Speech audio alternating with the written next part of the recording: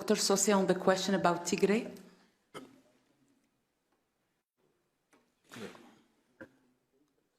Okay. Thank you. I think it was highlighted by Dr. Tedros in the opening statement. You know, we only have recorded 20 trucks of humanitarian supply since the so-called truth, and we were expecting up to 2,000 trucks, meaning that only 1% of the needs are covered since that time. But if you look at really the situation, it's not only about medical supply. We are talking about food supply. You know, out of the 5.2 million people in critical need of food supply, only 1.2 million have been reached. And we are also talking about fuel. People, you know, humanitarian workers in Tigray are not having access to fuel. Only 8% of the cash need also since July last year have been, you know, covered. People are really suffering from all sides, and we are seeing more people dying from common diseases, as we said since the beginning, and the situation is really deteriorating, and we need more action. We need full access to Tigray for all pillars: health, protection, nutrition, and to make sure that we can save the lives of the people who survived so far. I think this is really, really bad. No, thank you very much. Simon, it was also nice meeting you in person in DC, and thank you so much for your regular attendance to our presser. We really value that, as you're the eyes and ears of the public. On Tigray, I said it in my statement also, as you rightly said, it's 20 tracks since the truce. And I also said the UN estimate for Tigray is 100 tracks per day required, and this is the minimum. So by now, in the last 3 weeks, there should have been 2,000 tracks actually already that could have arrived in Tigray. But not only since the truce, maybe you will be alarmed if you see since December. Since December, this is the first 20 tracks. And since December, 4 months, more than 12,000 tracks, but only 20 tracks. And as we speak, people are dying of starvation. Dying because they have no food. It's very serious. And I repeat again what I said earlier, this is one of the longest and worst siege by both Eritrean and Ethiopian forces in modern history.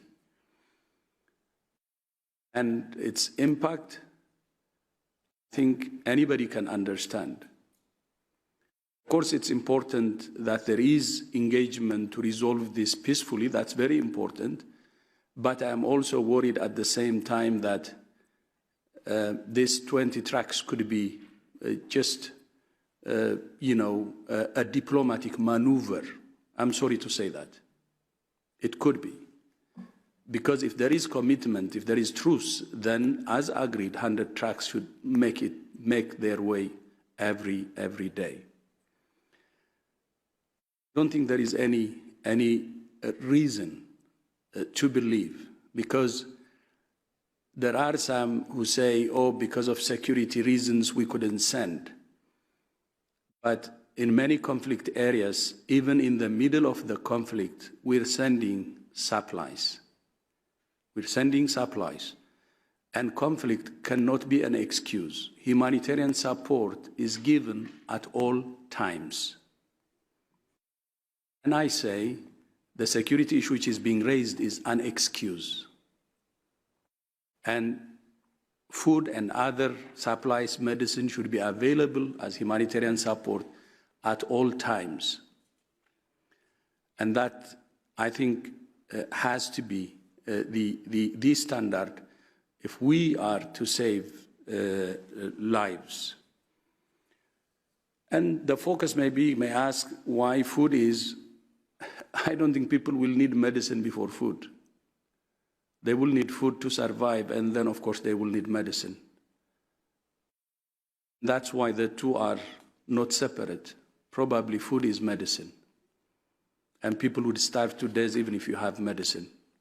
But at the same time, although there are some trickles of medicine reaching the region, that's also under blockade.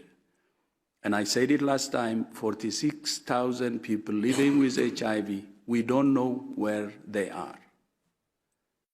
No program. And many of them, you would assume that they have already died. But I think some people have said it earlier. I don't know if the world really gives equal attention to black and white lives. I said it last week. The whole attention to Ukraine is very important, of course, because it impacts the whole world. But even a fraction of it is not being given to Tigray, Yemen, Afghanistan, Syria, and the rest. A fraction. And I need to be blunt and honest that the world is not treating the human race the same way. Some are more equal than others. And when I say this, it pains me, because I see it.